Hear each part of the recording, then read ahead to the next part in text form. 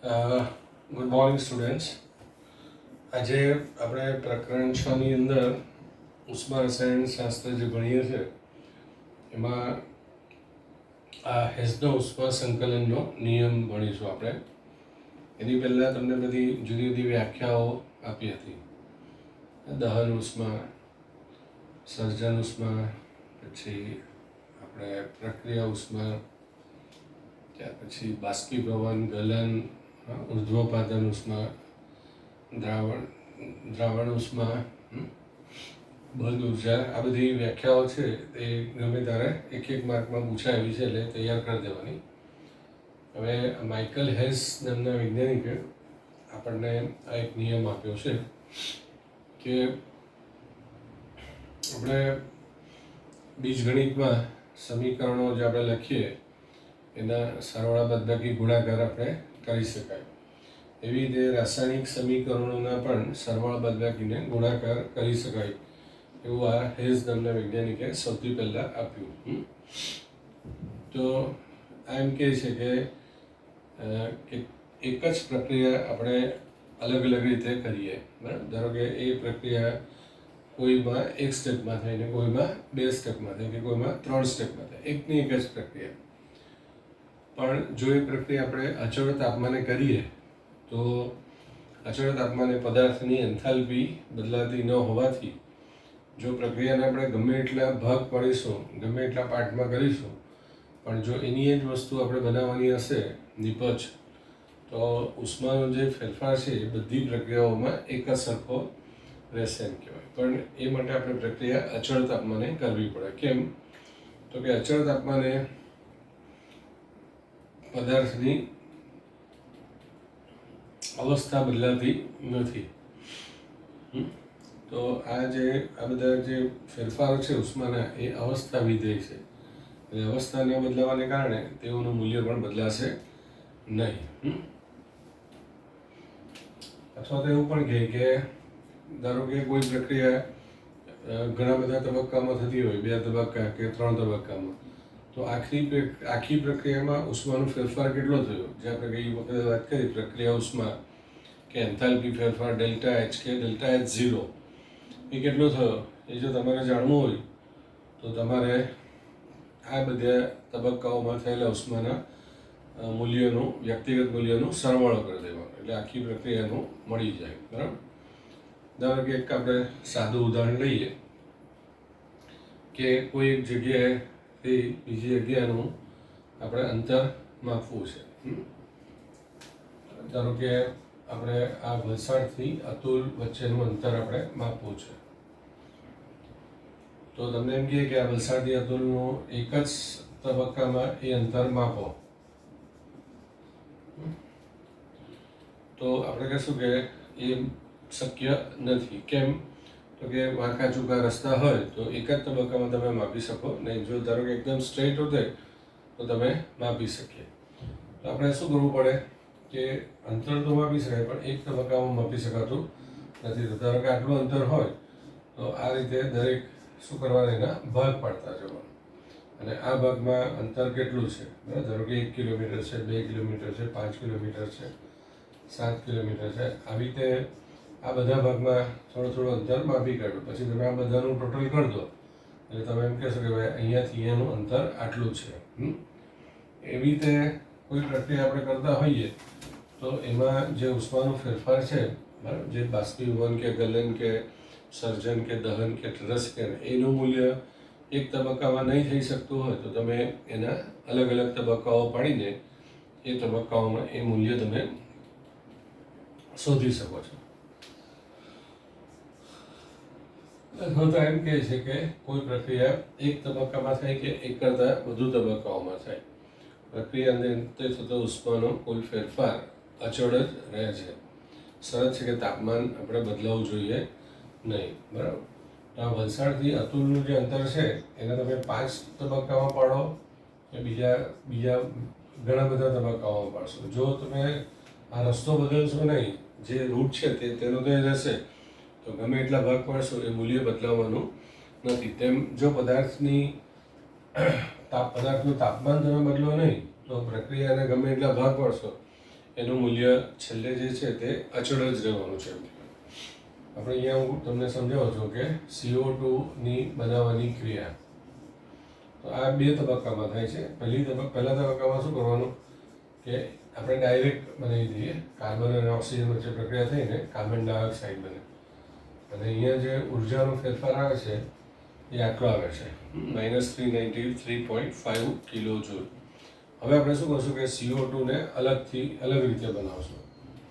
બીજી રીતમાં આપણે શું કરશું કે એનું પહેલાં આપણે ઇનકમ્પ્લીટ દહન કરશું, એટલે C+H4 બરાબર, અપૂર્ણ દહન કરશું. તો અપૂર્ણ દહન કરશું એટલે જે ઉષ્મા ઉત્પન્ન થશે તે આટલી છે 110.5 કિલો જૂલ.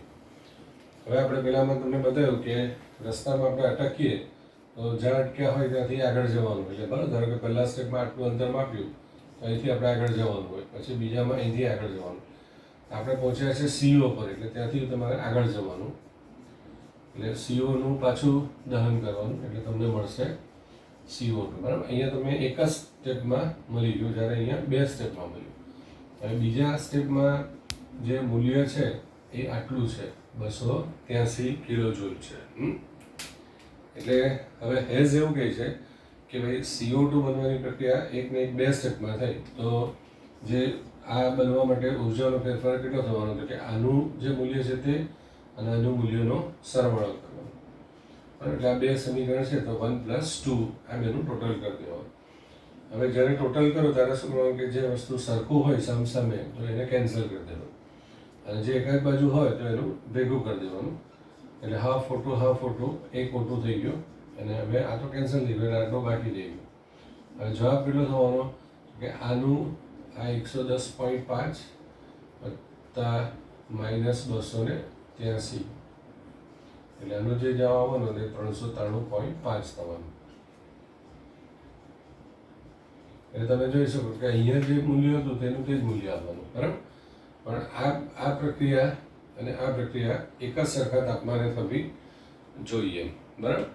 તો રાસાયણિક પ્રક્રિયા એક તબક્કામાં થાય કે એક કરતાં વધારે તબક્કામાં થાય, પ્રક્રિયાને અંતે થતો ઉષ્માનો જે ફેરફાર હોય તે અચળ રહે છે, કેમ કે અચળ તાપમાને પદાર્થની એન્થાલ્પી બદલાતી નથી બરાબર.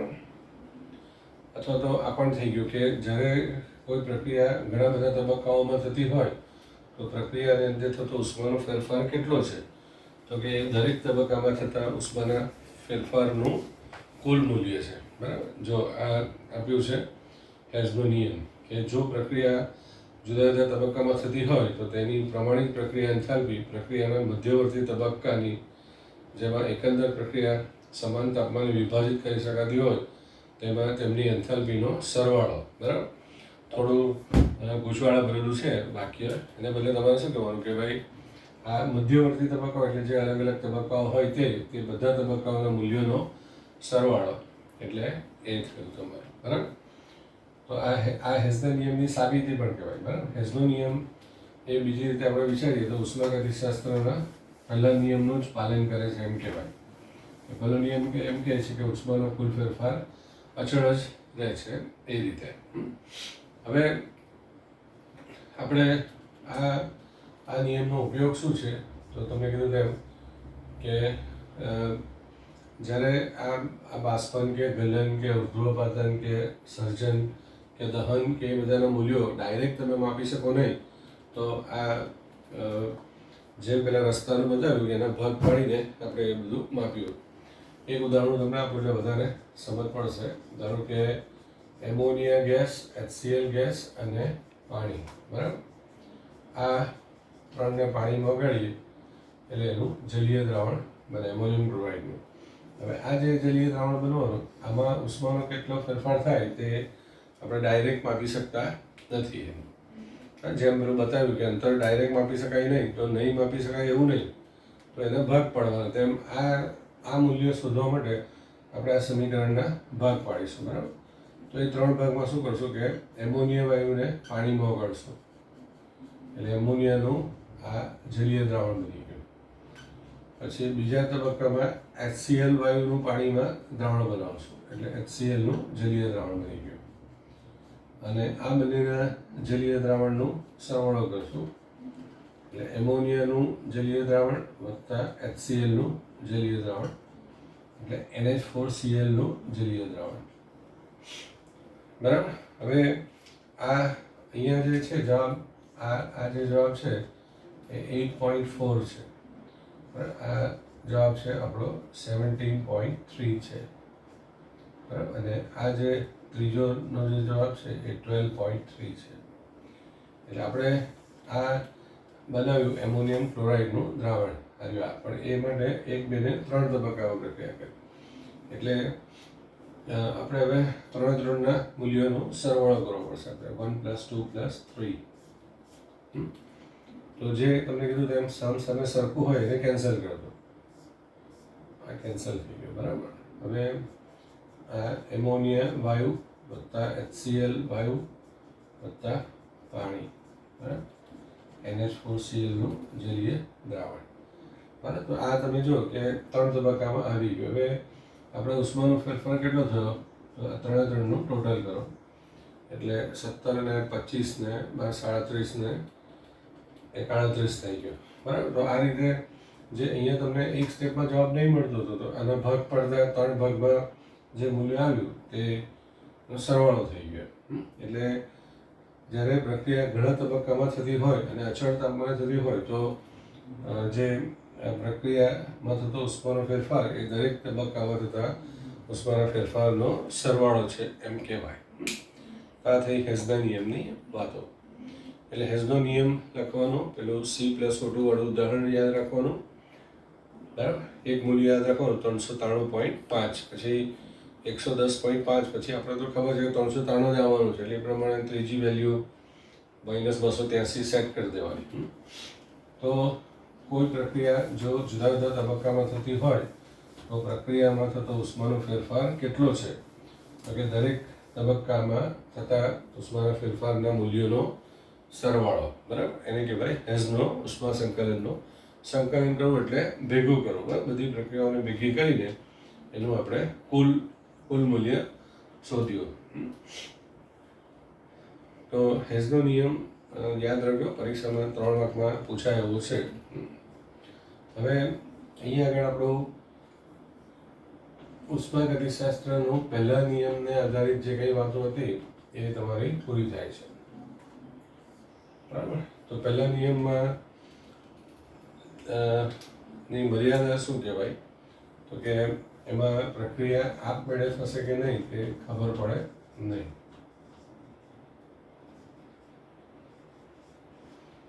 આ તમે જાણી શકો ને. અને બીજું પ્રક્રિયાનું સંતુલન અચળાંક.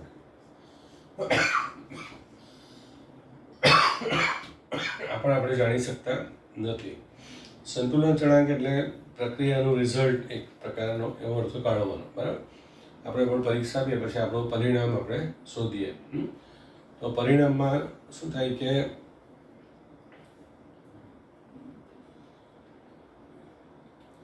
જે આપણું જેટલા માર્ક વધારે આવે એટલું આપણું પરિણામ સારું કહેવાય. તેમ અહીંયા પ્રક્રિયાનું પરિણામ એટલે શું? તો કે અચળાંકનું મૂલ્ય જેટલું મોટું એટલે પ્રક્રિયામાં નિપજો વધારે બની એમ કહેવાય. એટલે કોઈ પણ ક્રિયા આપમેળે થાય કે નહીં કે એનો સંતુલન અચળાંક જાણી શકાય નહીં. એ ઉષ્માગતિશાસ્ત્રની મર્યાદા છે. તો આ બંને વાતો આપણે ઉષ્માગતિશાસ્ત્રના બીજા નિયમમાં ભણીશું. બરાબર. તો બીજો નિયમ જે છે ઉષ્માગતિશાસ્ત્રનો એ આ એન્ટ્રોપી અને મુક્ત ઉર્જાને સંદર્ભમાં છે. એન્ટ્રોપી અને મુક્ત ઉર્જા. તો બરાબર. હવે એન્ટ્રોપી એટલે શું? કે એન્ટ્રોપીને આપણે S તરીકે બતાવશું. તો અવ્યવસ્થાના માપદંડને આપણે એન્ટ્રોપી કહીશું. બરાબર. કોઈ પણ જગ્યાએ અવ્યવસ્થા કેટલી છે તેને એન્ટ્રોપીથી બતાવવામાં આવે. બરાબર. તો એન્ટ્રોપીને આપણે S સંજ્ઞાથી બતાવશું. બરાબર. હવે એન્ટ્રોપી એ અવસ્થા વિધેય છે અને માત્રાત્મક ગુણધર્મ છે. બરાબર. એનું નિરપેક્ષ માપન શક્ય છે. બરાબર, આ ચારમાંથી એક જ એવું છે કે જેમાં નિરપેક્ષ માપન શક્ય છે. એટલે એનો અર્થ એવો થાય કે એન્ટ્રોપીનું મૂલ્ય આપણે શૂન્ય કરી શકીએ. હવે એન્ટ્રોપી છે એ તાપમાન ઉપર આધાર રાખે. એટલે તાપમાન આપણે વધારીએ તો એમ કહે છે કે એન્ટ્રોપી વધે છે. કેમ કે તાપમાન વધારતા શું થાય કે પદાર્થની ગતિ ઉર્જા વધે, અને ગતિ ઉર્જા વધે એટલે એની અવ્યવસ્થા વધે, અને અવ્યવસ્થા વધે એટલે એન્ટ્રોપી વધવાની. હવે એનાથી આપણે ઉલટું લઈએ તો જો તાપમાન આપણે ઘટાડતા જઈએ તો એન્ટ્રોપી પણ ઘટતી જ જાય. બરાબર, અને એક સમય એવો આવે કે એન્ટ્રોપીનું મૂલ્ય શૂન્ય થઈ જશે. બરાબર, તો આ એન્ટ્રોપીનું મૂલ્ય જે છે એ -273 તાપમાને 0 થાય છે. બરાબર, એટલે તાપમાન આપણે ઘટાડતા જઈએ તો એની ગતિ ઉર્જાને પણ ઘટતું જ જાય, અને એક સમય એવો આવે કે એની પદાર્થની અંદર સંપૂર્ણ વ્યવસ્થા આવી જાય, સંપૂર્ણ વ્યવસ્થિત રચના થઈ જાય. એટલે સંપૂર્ણ વ્યવસ્થિત રચના થાય એટલે કે એન્ટ્રોપી શૂન્ય થઈ ગઈ કહેવાય. તો -273 બરાબર, જેને આપણે 0 ડિગ્રી 0 કેલ્વિન ટેમ્પરેચર કહેવામાં. તો એમ કહે છે કે 0 કેલ્વિન તાપમાને સંપૂર્ણ સ્ફટિકમય ઘન પદાર્થની એન્ટ્રોપી શૂન્ય હોય છે. એટલે -273 અથવા તો 0 કેલ્વિન તાપમાને સંપૂર્ણ સ્ફટિકમય ઘન પદાર્થની એન્ટ્રોપી શૂન્ય હોય છે.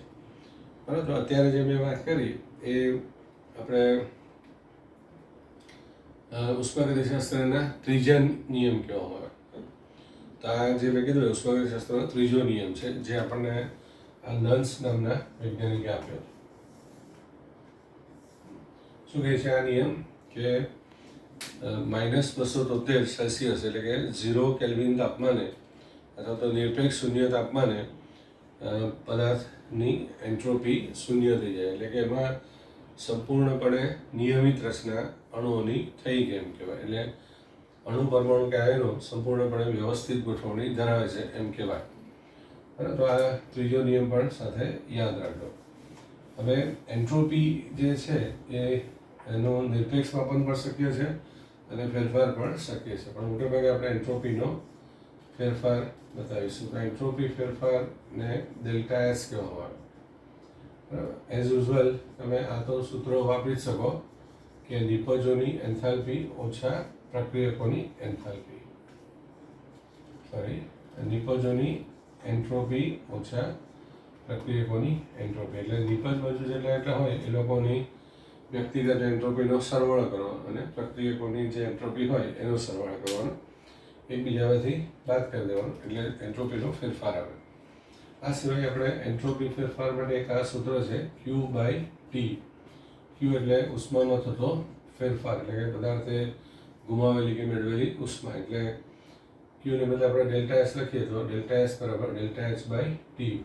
ડેલ્ટા એચ ઉર્જા છે એટલે એનો એકમ જૂલ થશે, અને તાપમાનનો એકમ કેલ્વિન થવાનું. એટલે એન્ટ્રોપીનો ફેરફાર આવશે તો એનો એકમ આ જૂલ પર કેલ્વિન અથવા તો જૂલ કેલ્વિન ઇન્વર્સ તમે કહી શકો.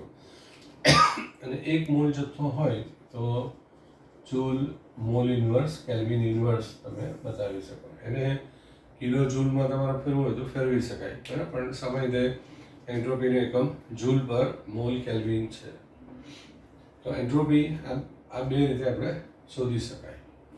હવે આ જે એન્ટ્રોપીને મુક્ત ઉર્જાના સંદર્ભમાં જે બીજો નિયમ છે એ શું કહે છે, તો એ એમ કહે છે કે પહેલાં આપણે એન્ટ્રોપીની વાત કરીશું.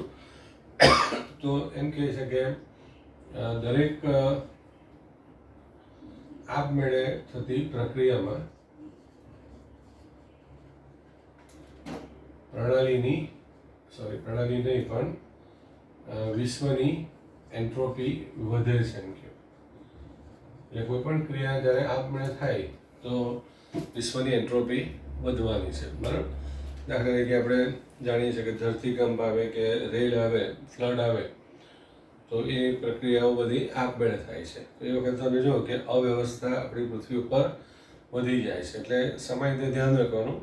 આપણા જીવનમાં પણ એવું થઈ શકશે કે જ્યારે કોઈ કામ આપણે આપમેળે કરવા જઈએ તો એમાં ભૂલ થવાની શક્યતા વધારે રહેશે. એટલે કે અવ્યવસ્થા વધવાની છે, એટલે કે એન્ટ્રોપી વધવાની છે. બરાબર, ધારો કે તમે કોઈ વ્હીકલ શીખતા હોય બે બે પૈંડાવાળું કે 4 પૈંડાવાળું જો તમે કોઈ દિવસ ચલાવ્યું ન હોય ને જાતે જ જો લઈને નીકળો તો તમારી અને આજુબાજુવાળાની એન્ટ્રોપી અવ્યવસ્થા વધવાની જ છે, બરાબર. એટલે કોઈ પણ ક્રિયા આપમેળે આપણે કરીએ તો એમ કહે છે કે વિશ્વની એન્ટ્રોપી વધે છે. હવે વિશ્વ આગળ તમને સ્ટાર્ટિંગમાં બતાવ્યું હતું કે વિશ્વ એટલે શું, તો કે પ્રણાલી અને પર્યાવરણ મળીને વિશ્વ બને છે. એટલે આપણે શું કરવાનું કે પ્રણાલીની એન્ટ્રોપી અને પર્યાવરણની એન્ટ્રોપીનું ટોટલ કરવાનું, એટલે એને આપણે ડેલ્ટા એસ ટોટલ કહીશું. એટલે એન્ટ્રોપીનું ટોટલ મૂલ્ય બરાબર શું થશે, તો કે ડેલ્ટા એસ સિસ્ટમ વત્તા ડેલ્ટા એસ સરાઉન્ડિંગ. પ્રણાલીને આપણે સિસ્ટમ કહીએ અને અંગ્રેજીમાં એને સરાઉન્ડિંગ કહેવામાં આવે, તમને ખ્યાલ છે. એટલે ડેલ્ટા એસ ટોટલ તમારા રીતે શોધી કાઢવાનું. હવે પછી એમ કહે છે કે ભાઈ ડેલ્ટા એસ ટોટલ જો વધે છે, એટલે જો ગ્રેટર ધેન 0 હોય તો પ્રક્રિયા આપમેળે થશે એમ કહેવાય. Delta S total greater than 0 હોય તો પ્રક્રિયા આપમેળે થશે, અને delta S total less than 0 હોય તો આપમેળે થશે નહીં. જો delta S total greater than 0 હોય તો પ્રક્રિયા આપમેળે થાય, અને લેસ ધેન 0 હોય તો આપમેળે થશે નહીં. અને જો delta S total equal to 0 હશે તો એ સંતુલન સ્થિતિ બતાવશે, બરાબર. એટલે જ્યારે તમારી રાસાયણિક ક્રિયા છે તો એ આપમેળે થાય છે કે, એટલે કે કોઈ ઉર્જા આપવા લેવા વગર એની મેળે ભેગા કરો એટલે થઈ ગયો તો સમજવાનું કે આપમેળે થાય, બરાબર. ધારો કે આપણે ભણવા લખવાનું કામ છે તો તમને એમ થાય કે મારે જાત માટે ભણવાનું છે, મારું સારું ભવિષ્ય બને એ માટે ભણવું છે, અને એમ તમે ભણો તો એક તમારી ભણવાની ક્રિયા આપમેળે થઈ કહેવાય. કે તમે વિડીયો આવે તેની રાહ જોતા હોય, નોટ આવે તેની રાહ જોતા હોય, એને એમ થાય કે આવે એટલે ફટાફટ લખીને તૈયાર કરી નાખીએ. એવું જ્યારે થાય ત્યારે તમારે સમજવાનું કે એ ક્રિયા આપમેળે થાય છે.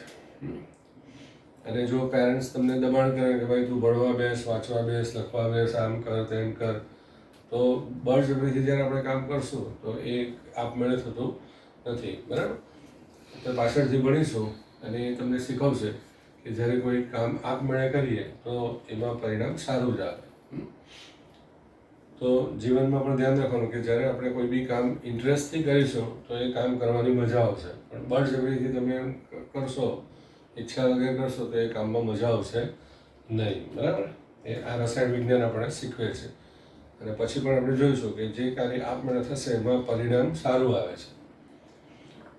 તો તમારે આ રીતે શું કરવાનું, ડેલ્ટા એસ ટોટલ આ પ્રમાણે સિસ્ટમને સરાઉન્ડિંગનું એન્ટ્રોપીનું મૂલ્ય શોધીને આ જોવાનું કે પોઝિટિવ જવાબ આવે છે કે નેગેટિવ આવે છે. તો પોઝિટિવ આવે તો આપમેળે થાય, નેગેટિવ આવે તો કંઈ વાંધો નહીં. હવે ડેલ્ટા એસ સિસ્ટમ અને સરાઉન્ડિંગ કેવી રીતે શોધવાનું, તો ડેલ્ટા એસ સિસ્ટમ શોધવું હોય એટલે કે પ્રણાલીનું શોધવું હોય તો delta H system by T કરી દેવાનું, અને ડેલ્ટા એસ સરાઉન્ડિંગ શોધવું હોય તો delta H surrounding by T કરી દેવાનું. હવે તમે આગળ ઉષ્માગતિશાસ્ત્રના પહેલા નિયમમાં બતાવ્યું હતું, જો તમને યાદ હોય તો, કે જ્યારે આપણે પ્રણાલી પર્યાવરણની વાત કરીએ તો એવું કહેવાય કે પ્રણાલીએ ગુમાવેલી ઉષ્મા બરાબર પર્યાવરણે મેળવેલી ઉષ્મા. ધારો કે આપણે કોઈને 200 રૂપિયા આપીએ તો આ ધારો કે આને બીને 200 રૂપિયા આપે છે તો આ બી પાસે જતાં એ 200 ના 150 નથી થઈ જવાના, 200 ના 200 જ રહેવાના છે. તો આને 200 ગુમાવે તો આને 200 મેળવ્યા કહેવાય. તેમ પ્રણાલી ધારો કે 200 કિલોજૂલ ઉષ્મા ગુમાવે તો પર્યાવરણ 200 કિલોજૂલ ઉષ્મા મેળવે એમ કહેવાય. ધારો કે એટલે યાદ રાખવાનું, તમને આગળ સમજાવું છે કે ગુમાવે એટલે ક્ષેપક ક્રિયા કહેવાય. એટલે ક્ષેપક હોય તો તમારે આ જવાબ માઇનસ સાથે મૂકવાનો, અને જે મેળવે તો એમાં એ શોષક કહેવાય એટલે પ્લસ કહેવાય, બરાબર. એટલે અહીંયા તમારે શું કે આ જવાબ અને આ જવાબ સરખો જ આવવાનો છે. તો આ જો ગુમાવતો છે તો એ માઇનસ મૂકવાનું, અને આ મેળવશે એટલે પ્લસ કરી દેવાનું, બરાબર. ધારો કે આપણે આ બરફ છે તો બરફ પીગળે છે કે નહીં તે આપણે જોઈએ છે તો એ આપણી પ્રણાલી થઈ કહેવાય. તો આ પર્યાવરણ છે એનું તાપમાન વધારે છે, એટલે હવે એ પણ આપણને ખબર જ છે કે ઉષ્માનો પ્રવાહ હંમેશા વધારે તાપમાનથી ઓછા તરફ જતો જ રહે. ધારો કે પર્યાવરણ ન આપવા માંગતું હોય તો બી ઉષ્મા એના પર જતું જ રહે. એટલે પર્યાવરણ ઉષ્મા ગુમાવે છે એમ કહેવાય. એટલે અહીંયા તમારે માઇનસ મૂકવાનું, અને આ જેટલું ગુમાવશે એટલું આ મેળવશે, એટલે અહીંયા તમારો જવાબ આ પ્લસ મૂકવાનો. બરાબર. પછી જે ગુમાવે તેનું તાપમાન વધારે હોય, એટલે અહીંયા આ ગુમાવે છે તો અહીંયા આ તાપમાન વધારે હશે અને આ ઓછું હશે. એ પ્રમાણે બંને શોધી કાઢવાના અને પછી ટોટલ કરી દેવાનું. બરાબર. એ રીતે તમે જાણી શકશો કે પ્રક્રિયા આપમેળે થાય છે કે નહીં. બરાબર. બીજું કે આપણે તમને આગળ પણ વાત કરી હતી કે આ ગરમ ચા કે કોફીની આપણે વાત કરીએ છીએ. બરાબર. તો આ શું કરશે કે ઉષ્મા ગુમાવશે, એટલે આ પ્રણાલી જે કહેવાય. બરાબર. જે વસ્તુનો આપણે અભ્યાસ કરતા હોઈએ એ પ્રણાલી કહેવાય. એટલે પ્રણાલી ચા કોફી ઉષ્મા ગુમાવે છે તો આ જવાબ માઇનસ આવશે. હવે જેટલી ઉષ્મા આ ગુમાવશે એટલું આ પર્યાવરણ મેળવશે, એટલે આ જવાબ પ્લસ આવશે.